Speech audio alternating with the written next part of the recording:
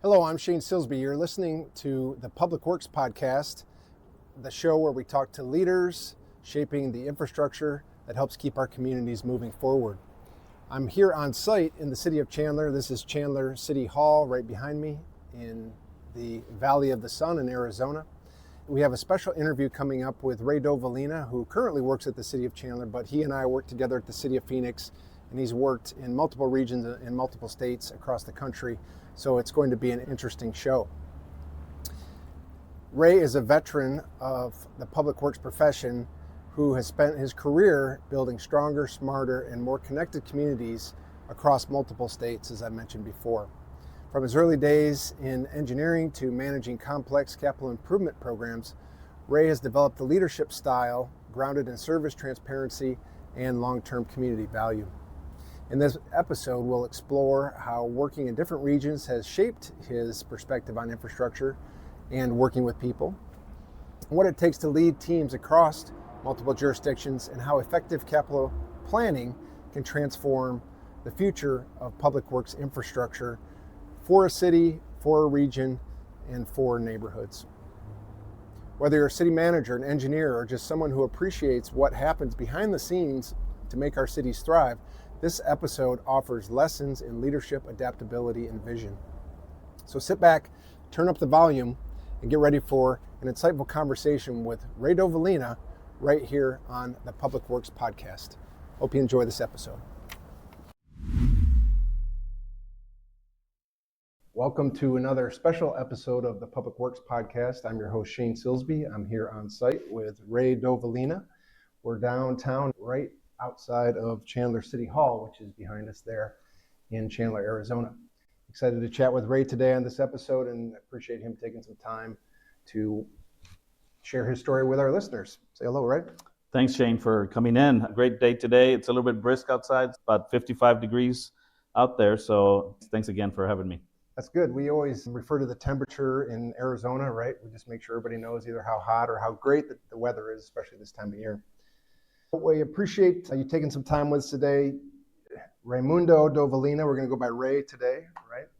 And we're going to hear about your lessons along the way in your journey of a great career in public works and public service. To start us off, would you share, Ray, kind of what initially drew you into public works and infrastructure delivery and all of that? Well, thanks again, Shane. Starting off, I'm from a small town in South Texas. It's called Laredo, Texas. It's about, maybe right now, about 250,000 people. When I was there, it was small. And so I always dreamed of looking at how we build things. And I was kind of fascinated with space travel, how people were traveling, taking trips, things like that. And so I always saw how the infrastructure was being built. And so that kind of guided me with my family, my mentors growing up, helped me kind of guide my direction to civil engineering. And so I kind of got into civil engineering, went with a couple of classmates that we went to a big university in Texas, Texas A&M University. And so we were able to get through that program and become civil engineers with a degree. And we had an opportunity to go across the country, and we started a career in California with California Department of Transportation. So that kind of set my pathway on that direction.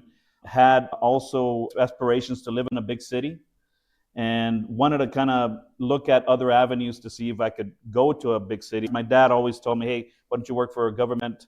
You can give back to the community, be a responsible person of the community, try to give back to the community. So I sought out to look at possibilities in Arizona. At that time, my uncle and aunt that lived in West Phoenix, and I was able to come out to the Arizona market and kind of set my footprint in Arizona, and specifically in Phoenix. So started off with a private consulting firm, an international firm.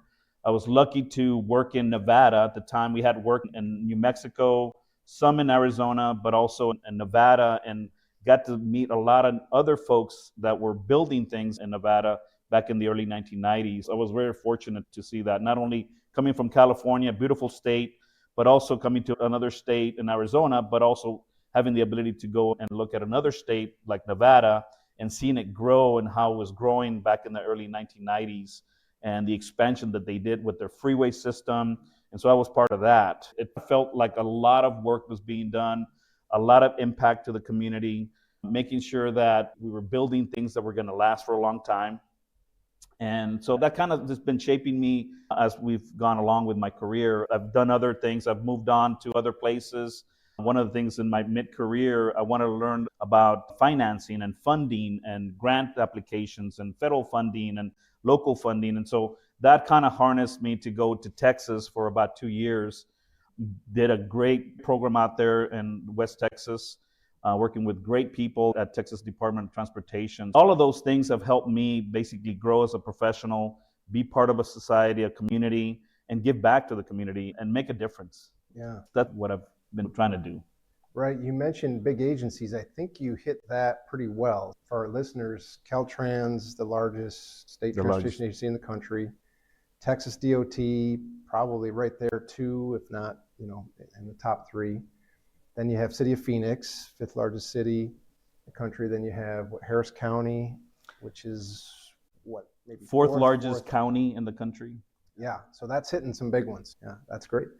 Over that journey, can you think about a defining moment earlier in your career that helped shape kind of the way you would help lead projects and people? That's a great question. I think one of the aspects that I enjoyed working at the City of Phoenix was that as engineers, and you work with us too, Shane, there, one of the things that I saw was working with people. As engineers, as public works professionals, we sometimes, I would say not everybody, but a lot of us engineers don't like working with a lot of people. You're designing or you're under construction, things like that, in those spectrums. But I like working with a lot of people and talking with people, talking to the community. And so a lot of the engineers that I worked with early on in my career, they didn't want to do those things. Collaborate with other agencies, go out in the community and talk to people. And one of the things that I learned at City of Phoenix was that we were so front-facing as professionals at the lowest level with the community. That really shaped, and I enjoyed it. I wasn't that perfect with it, but learned from it, and I kept on learning from it, learning from other people within the organization, and then learning from the people that I was interacting, the community, stakeholders. When you're dealing with 1.6 million people in City of Phoenix, fifth largest city, it is very difficult because every area of the city has different things, different needs, different wants. And so that kind of really helped me grow that. So the defining moment was when I started working with the City of Phoenix, started working with other agencies, and the foresight of trying to build large regional projects that were going to have a direct impact with existing people, existing lives, and also the other piece was the new developments that were coming in. It's still growing, and the ability to see things that you could build and foresight of what could happen after that. And so I saw a lot of those things back 25 years ago, and so I was fortunate to work in that avenue. Yeah, and in Phoenix, things happen relatively quickly compared to other organizations, right? You can be working on the design and within a year or so it's built, and you can see the impacts of your decisions, which is interesting. I know since we both worked at City of Phoenix, it was an interesting experience to have a government run more like a business where you had to standardize things that you could, do customized engineering where you needed to, but because of the volume, standardization, process, technology, those were all kind of key pieces of that. And probably as you've moved in your career to different agencies, and same with me, it's not always like that. So it's interesting that I think it was ranked as one of the best run cities in the world at one point. And so that carried through and was interesting to me, probably had an impact on you as well. Yeah, Shane, I think the key to that is that the city always had experts. There were subject matter experts. I know that's a cliche probably of what we use now, but we had a lot of subject matter experts that you could go to a person about paving, about flood control, drainage, just understand the history, but also understand what works and what doesn't work, and not make those same mistakes from before, and make something positive and try to make sure that it was sustainable, resilient for the future.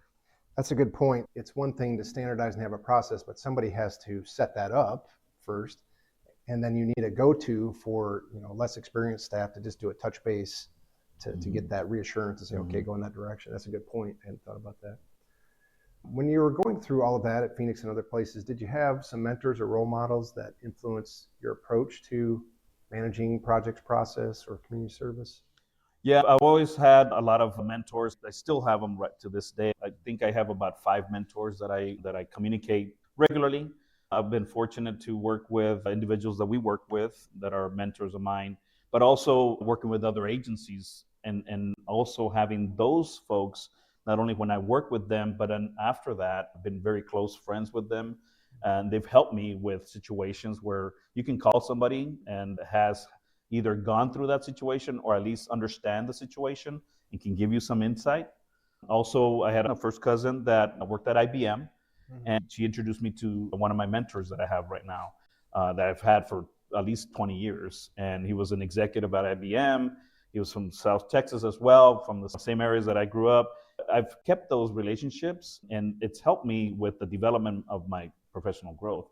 I haven't been perfect. I mean, we all know we make mistakes, and we sometimes don't communicate correctly certain things, but those folks have really helped me kind of transcend what I've been trying to do. And that's what I'm trying to do right now, is trying to give back to the community now that I'm living in Chandler, beautiful community, trying to just give back. Yeah, it's a journey, right? It's a so journey, that's great yeah. to have those folks helping out. How has your view of public service evolved over the years? Obviously, you worked on many things in many agencies, and with the support of those mentors, how has your view changed of public service, if it has? Well, I think trust is challenging right now. I think as public sector individuals, we deal with a lot of folks. We need to really understand what the problem is with the community. What are the issues that they're facing? If it's new projects or things that they're having an issue with the public infrastructure, from water services to transportation to whatever that would be that is affecting them. Learning through the city of Phoenix, we probably remember this. Every year we would go out to do the public hearings for the budget, and you would have a first-hand look at what was happening with the community and try to define what those issues were, try to define the problem, try to define a solution that it's not only trying to just address them, but also as a city, how we're going to have to build it, design it, maintain it, fund it. All of those things came into play to try to understand what those things were and try to address those concerns. Sure. Yeah. To hear those concerns and deliver on that takes people. And what are some lessons, or maybe an important lesson you learned about leading people in public agencies? Well, the biggest thing that I've always been ingrained with is making sure that we treat everybody with dignity and respect. Making sure that we're listening to not only our staff, but a multitude of stakeholders, politicians, individuals, residents, citizens that are being affected. Making sure that working with your staff, that you're behind them, you're supportive of what they're generating, and guide them when they're going in the wrong direction. Making sure that you're there to support them. I learned a lot of those things, not only at City of Phoenix, but the other places that I went to. I mean, TxDOT had a very robust program being delivered every year. They deliver a lot of projects, like many organizations.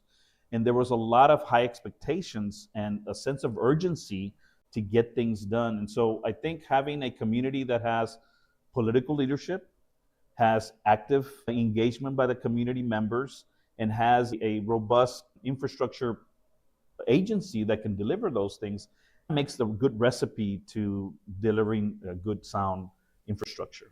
Right. And so what you're talking about, I think, is alignment, right? Yeah. Alignment at the political level, at the staff level, leaders, community.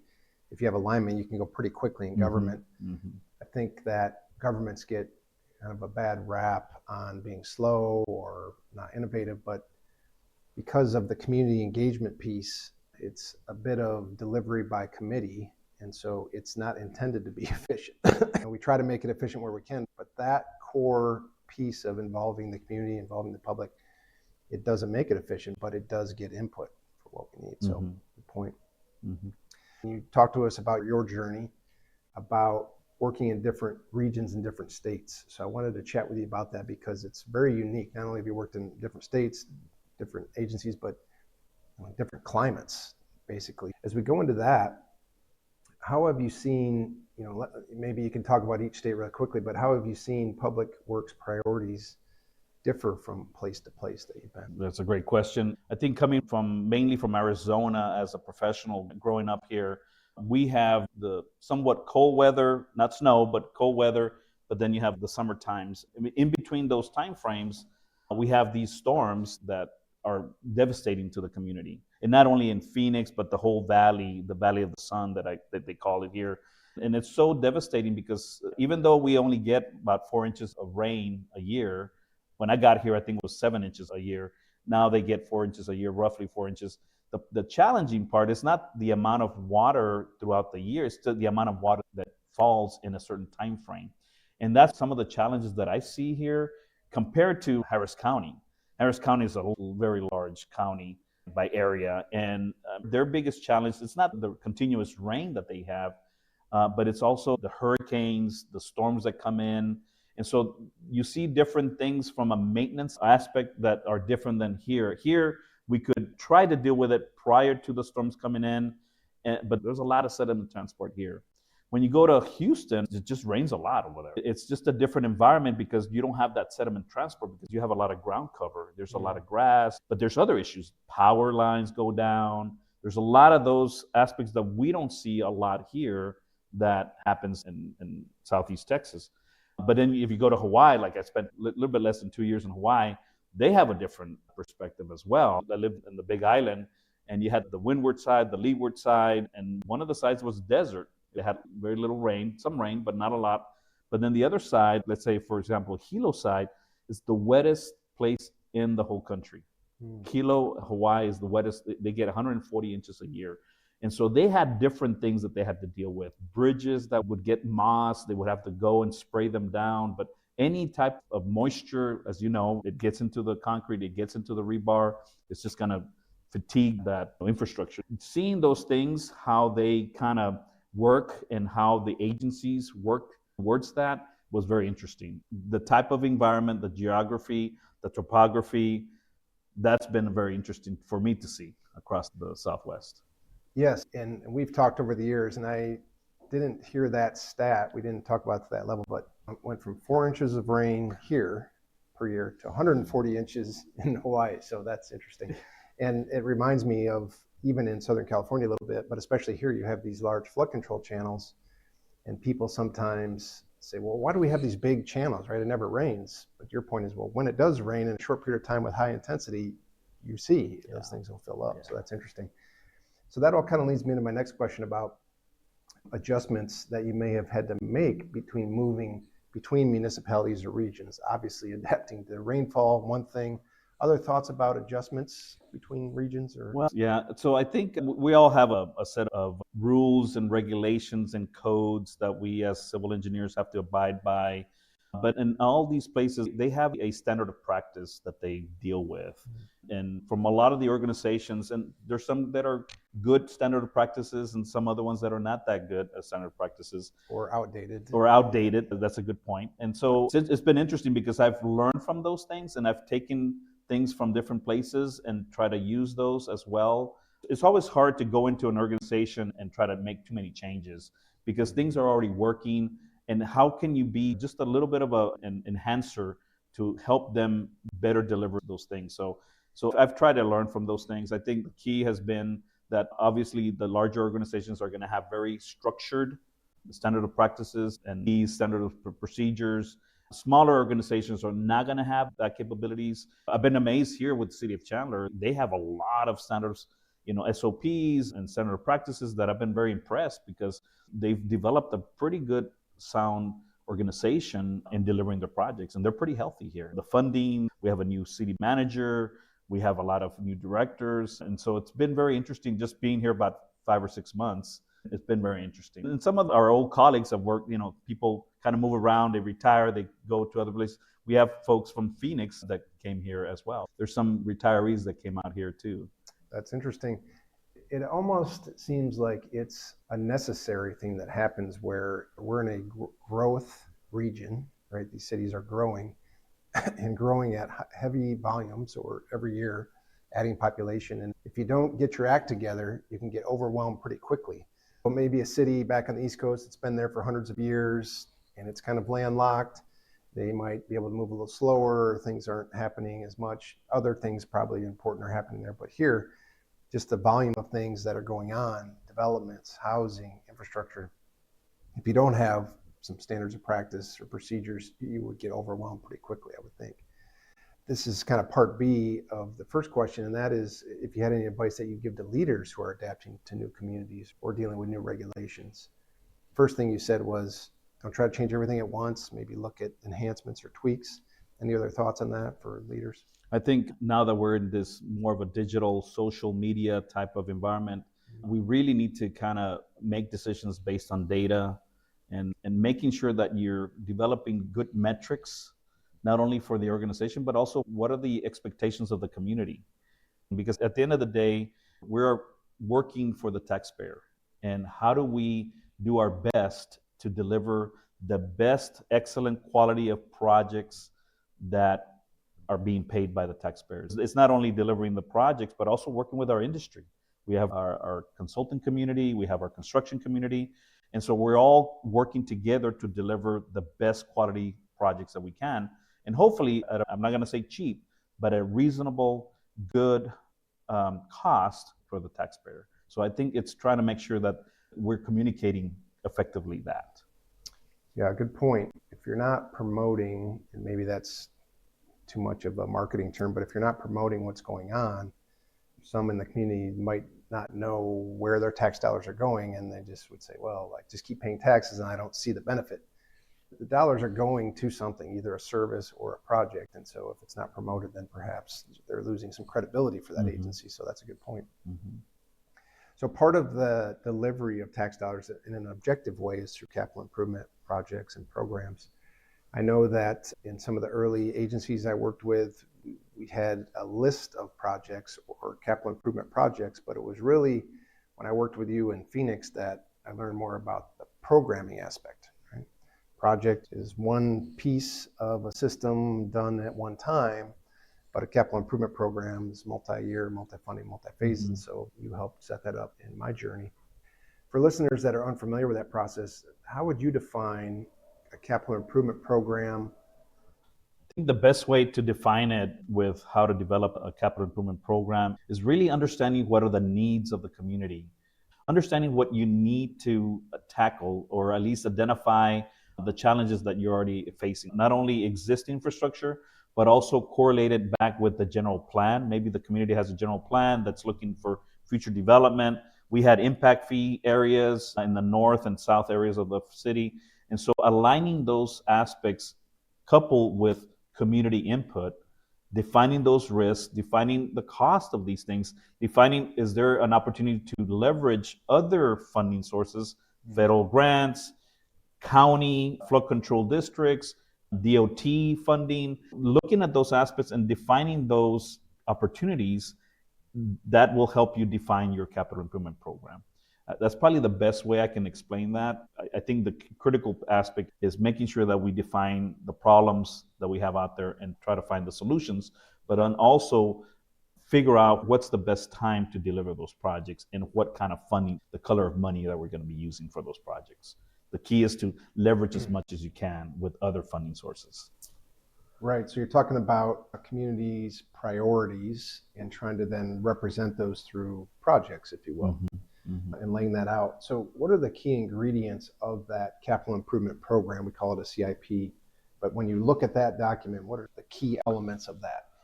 Well, the biggest thing that I've seen is I remember we used to have a big spreadsheet and looking at volume, traffic. Well, for example, of our transportation capital improvement program, there's always a visionary aspect of what the city wants to do. And then also regionally, what are we trying to do? Develop a light rail program, develop a freeway system, or just get a better transportation network going, align with other services, water and sewer. So kind of going to the key ingredients of the CIP aspect is trying to define where the critical issues are. It could be from traffic volumes, could be safety. I remember we used to do this big spreadsheet, but now there's a lot more sophisticated programs out there. But defining what are the key issues that are impeding either the better safety, traffic, moving of people, the growth of areas that are going to be growing within the city, what are the adaptive reuse, what are the things that are not only happening within a small area, but also regionally, and what's happening amongst the perimeter, the outskirts of what's being developed. Sure.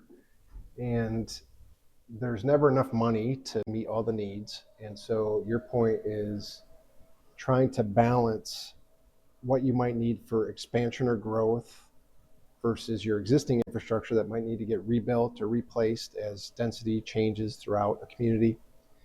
But in the capital improvement program, we're generally representing those by fiscal years, usually 5, 7, or 10 years, right? And then breaking down the phases of those projects, design, right-of-way, construction, or utilities.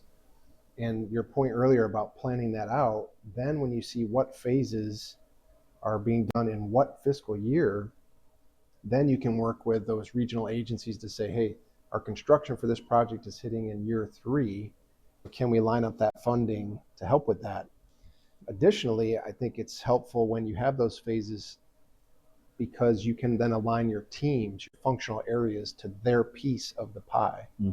So some agencies say we're building a roadway from street A to street B, and that's $10 million. And then at the end of it, they wondered maybe why the teams didn't do what they needed to do to stay on schedule or within budget, because it wasn't broken down in a way that matches the functional units to stay on track there.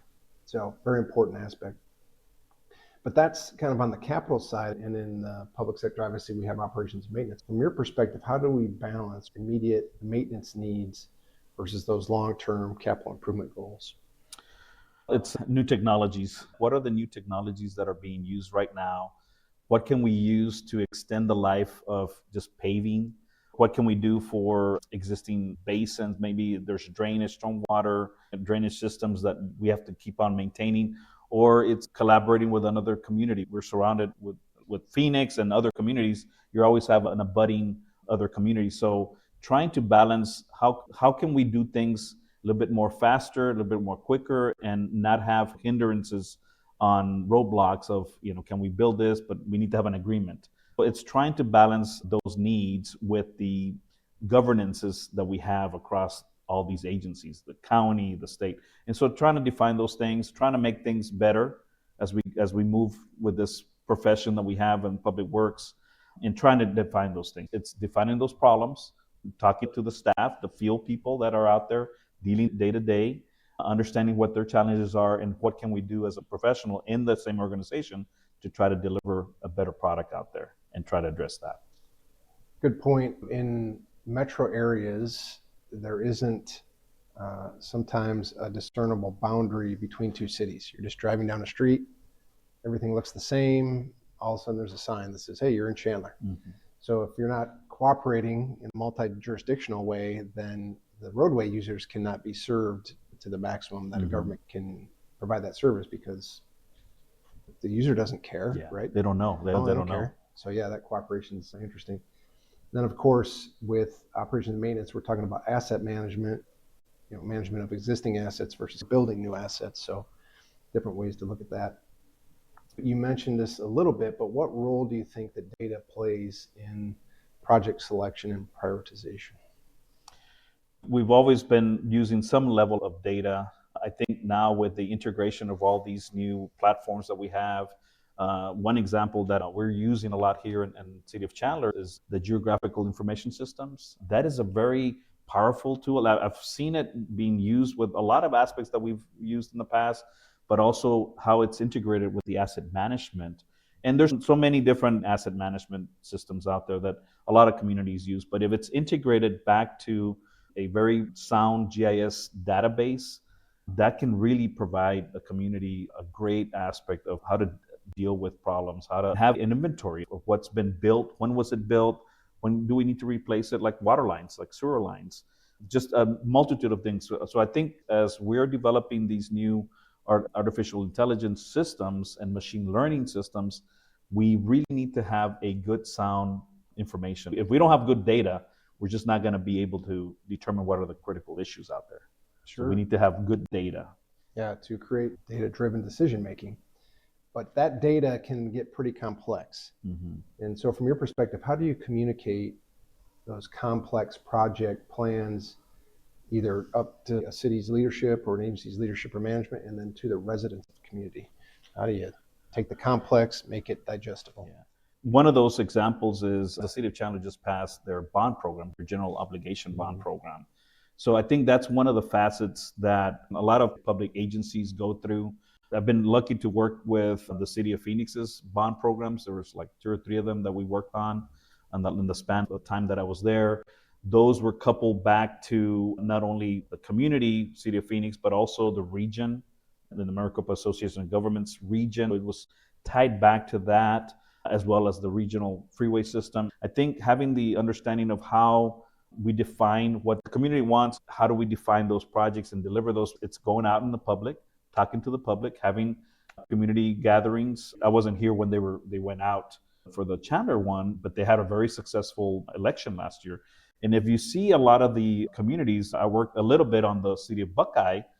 They also had a bond program about a year ago, and I worked a little bit on that. And so it's having a very robust community engagement, making sure that you have committees that are made up of stakeholders from the community, that they understand the information, but also they can go out and be your advocates for the city or the community, that they can promote that. And why are those things important for the city to build on? And then hopefully you have a successful bond program. So I think those are the aspects. It's all about the community and make sure that the community understands what we're trying to deliver day by day. Thank you. So that's a comprehensive, all-in approach, or taking all aspects to try to communicate that information. Also, I think you have talked before about this concept of the engineering diplomat. And so do you want to share a little bit about that and how you're saying, well, the engineers have to be, the diplomat to relay this info? Good point. One of the things that I learned, I wasn't the first and you weren't the first either, but we had these folks that were considered engineering diplomats, the city of Phoenix. It was a term that was developed back in the 90s, I believe, when the city was greatly growing. It was just growing a lot. And so one of our mentors was kind of delegated as the engineering diplomat. What it means is that it's taking a very complex issue or a project and then trying to make sure that you explain it to the political leaders, stakeholders, the residents in a very concise and defined way that it's not only going to help the community, but help that individual or that stakeholder. Basically, it's that. And that was difficult because a lot of the engineers that we worked with, they did not want to do those things. And so that's how I got trained, working with a lot of folks. And so that was the aspect of being an engineering diplomat. It's not a word or a statement that is used across the country. I think it's one that was kind of created at the city of Phoenix. It's interesting that you have that kind of created a term of art, and you're identifying people specifically or pushing people into that realm, because your engineers might say, look, I designed this thing, I figured out the funding for it, I managed the teams to deliver the project. Now you want me to go talk to people about it too? And so signaling that for people that, yes, some of you need to be able to do that. Otherwise, we might not get the funding or the support to come back and provide the resources for all those things you're doing every day. So that's good.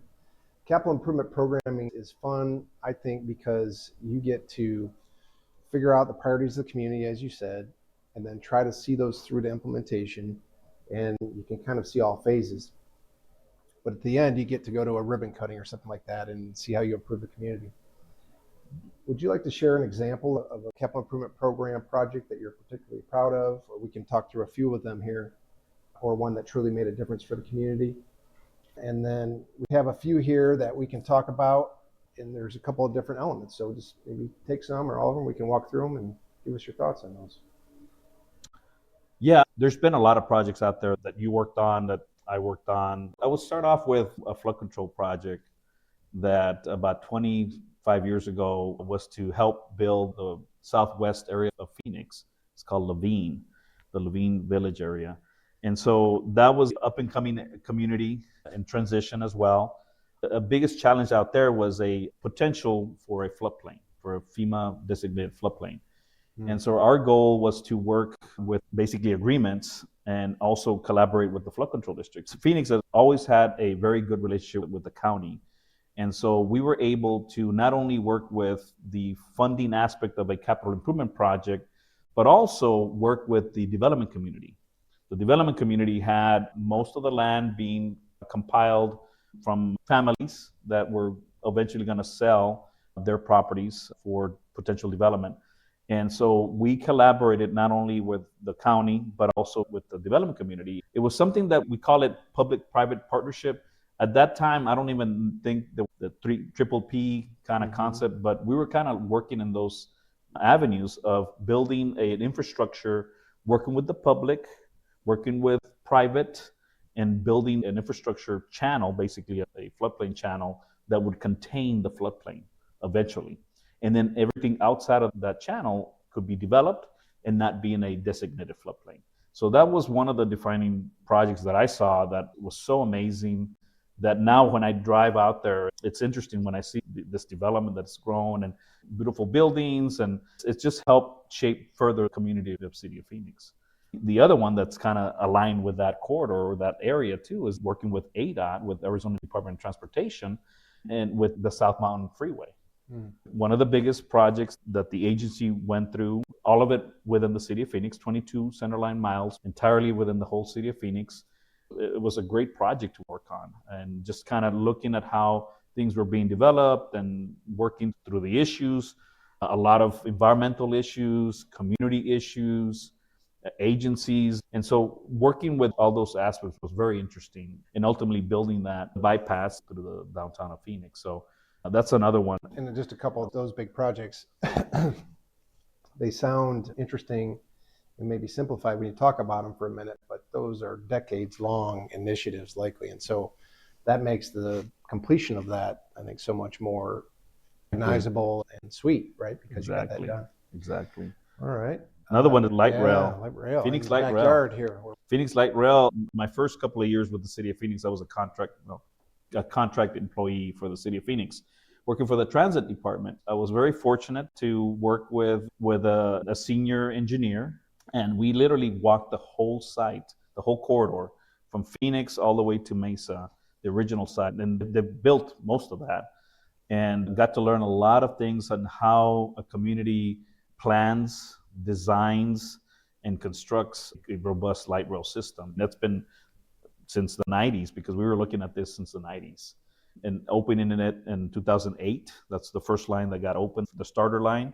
And then I've seen what has been developed after the fact, going all the way into Mesa, and what's been supported with that. Coupled with the other aspect that we worked on was the downtown ASU, Arizona State University in downtown Phoenix.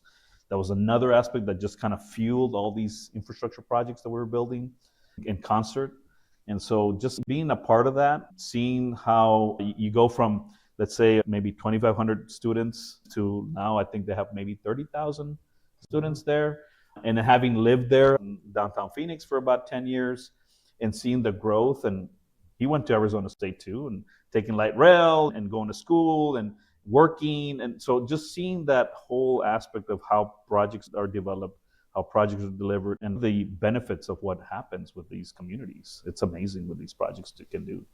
Right, and the light rail system, not only did it connect growing portions of the valley with the downtown core, which has the government buildings mostly and big employment centers, but connected those two pieces of the Arizona State University campus, so students could just hop on the train and get from those buildings, campuses, right, without getting in a car. So that was important. So you talked about that a little bit. Anything in El Paso you want to mention? Yeah. Border city has a lot of needs there, right? In El Paso, I was fortunate that they hadn't had a transportation plan for the longest time. I wasn't there when they created, it was called the 2008 Comprehensive Transportation Plan, which included a lot of aspects, not only freeway or highway projects, but also transit elements and also art. They wanted to infuse art into a lot of these projects. So when I went in there, it was interesting because there was a very focused vision of what needed to happen. These projects needed to be delivered quickly.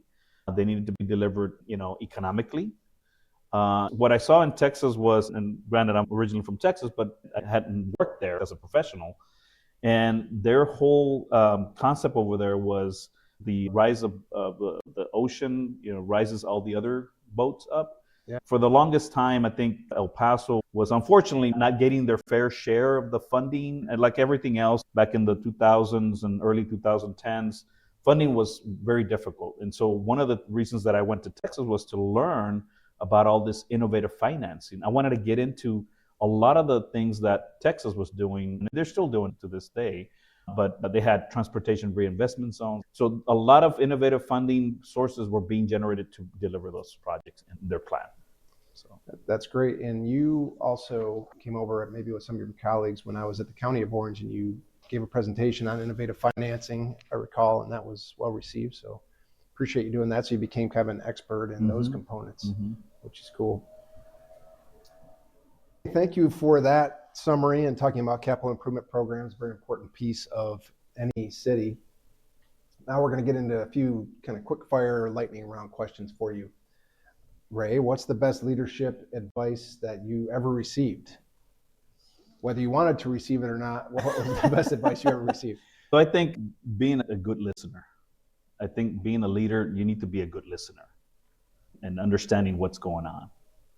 And then making those decisions that sometimes they're good and sometimes they're not that good. But being a listener. Okay, so that helps with informed decisions, obviously, yes. and helping people feel good about what they're trying to relay. Do you have a thought about a misconception that the public has about local government service or public works or infrastructure delivery? Yeah, that's been interesting because I think people think that working in the public sector, we don't do anything.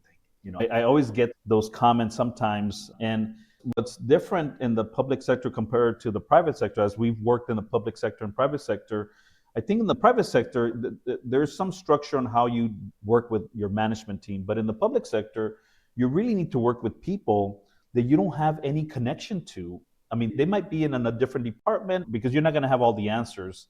Other people are going to help you develop that answer to find the best way to deliver a project or deal with a problem that you have. And so that's been a very interesting thing that I've had to deal with, because you're dealing with people within an organization that they really don't need to do anything for you. But you find ways to work with other people, and it helps you a lot to communicate with people, listen, communicate with people, and basically get products, product meaning work product that will help you with your job. So I don't think people understand that usually coming from the outside. And maybe it's the same in a bigger organization, like a big corporation, things like that. But that's the hardest thing that people misconceive. They see, well, public sector, well, you guys just don't do much. But no, there's a lot of things that you have to go through to get something delivered and explain to the community. That's an interesting perspective. Now that you say that, so even the largest engineering firms on the private side are focused on the delivery of a project through engineering, for example. And it's more flat, right? So people are giving kind of functional leads and they can kind of operate on their own and go deliver the project.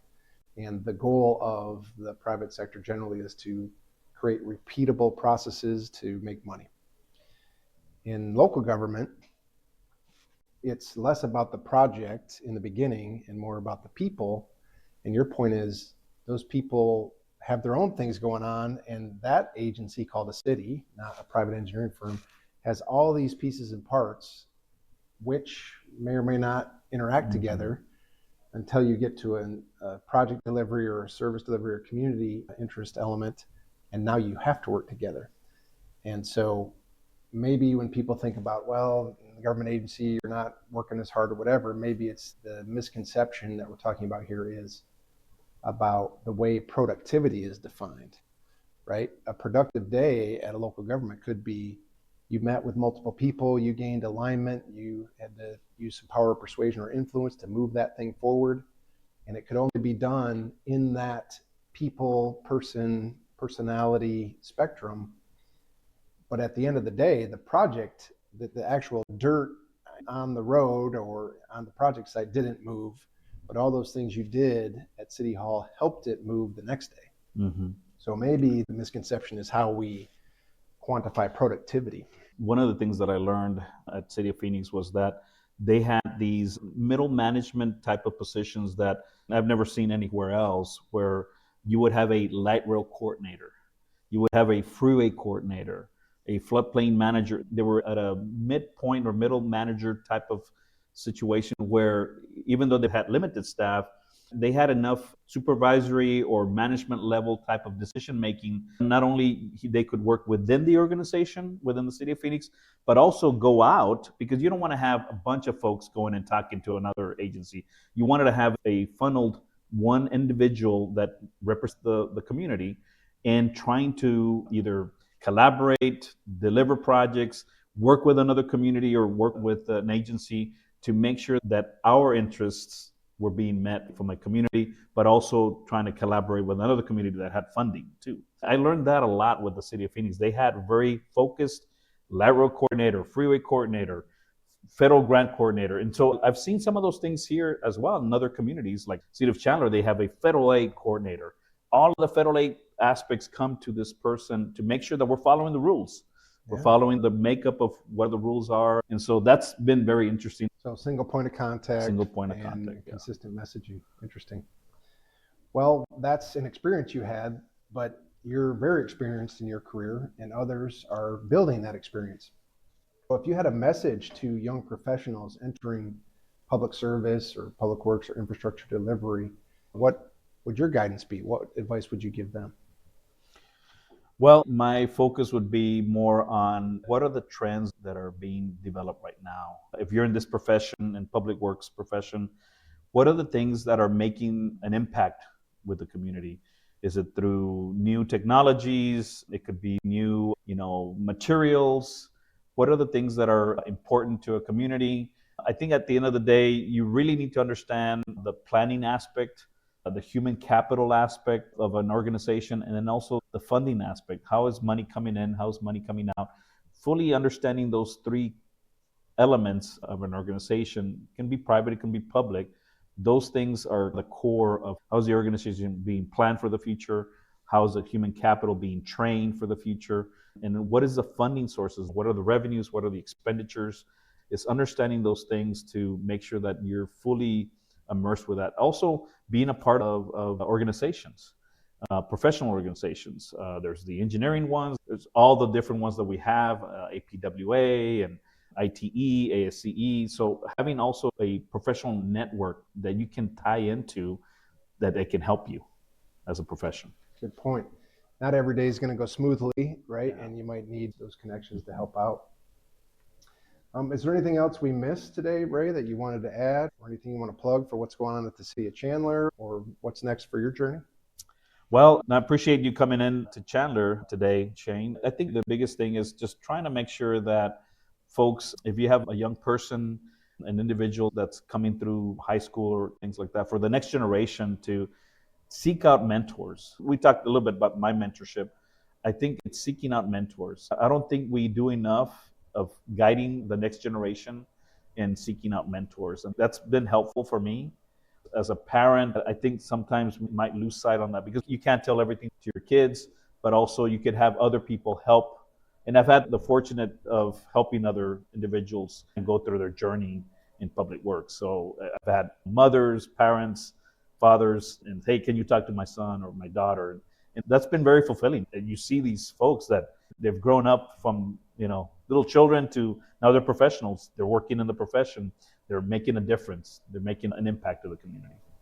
That's great. And they get multiple perspectives from working with people like that and mentors. Mm-hmm. So that's good advice. Understand the trends, develop your network, think about associations, and have some mentors, right? Mm-hmm. So there you go. New folks in your career in public service. Those are some good thoughts for you.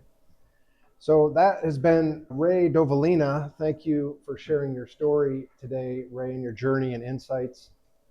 Your work reminds us that infrastructure isn't just about concrete and steel and pavement and all of that. It's about people. It's about programs. It's about building that public trust. We appreciate your leadership and your dedication to the communities you've served to this point over multiple states and multiple regions, and those you will serve going forward. With that, you can say hello to Ray at the City of Chandler, and be sure to share this episode with your colleagues to learn more about what advice you can get from an experienced public works professional. That wraps our show for today. Again, I'm your host, Shane Silsby. This has been the Public Works Podcast. Please share this episode through YouTube, subscribe to the channel. Until next time, keep supporting our public works professionals that are improving the communities where you live, work, and play. Thank you very much. Thanks, Ray. Thanks, man.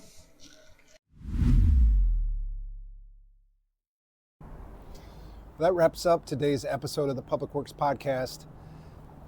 Reporting from downtown Chandler, Arizona. This is the beautiful Camelback Mountain right here behind me. And we appreciated Ray sharing his journey through public works, leadership, and his insights in building communities that last and maintain their resiliency. From working across multiple states to managing transformative capital improvement programs, Ray reminded us that great infrastructure is about more than just materials and process and budgets. It's about people, service, and continuing to build trust in local governments. If you enjoyed this episode, make sure to follow the Public Works Podcast wherever you get your podcasts, on Apple Podcasts and Spotify, and on YouTube at the Public Works Podcast. If you know someone making a difference in public infrastructure, an engineer, director, or civic leader, please be sure to share this episode with them. You can find more stories like this on our website at www.thepublicworkspodcast.com and our social media channels on LinkedIn and YouTube. Just search up the Public Works Podcast. Again, I'm Shane Silsby. Thanks for listening. Remember, every project tells a story, and every story helps to build a community. Until next time, stay safe, stay inspired, and keep building quality infrastructure that truly matters to our communities. Take care.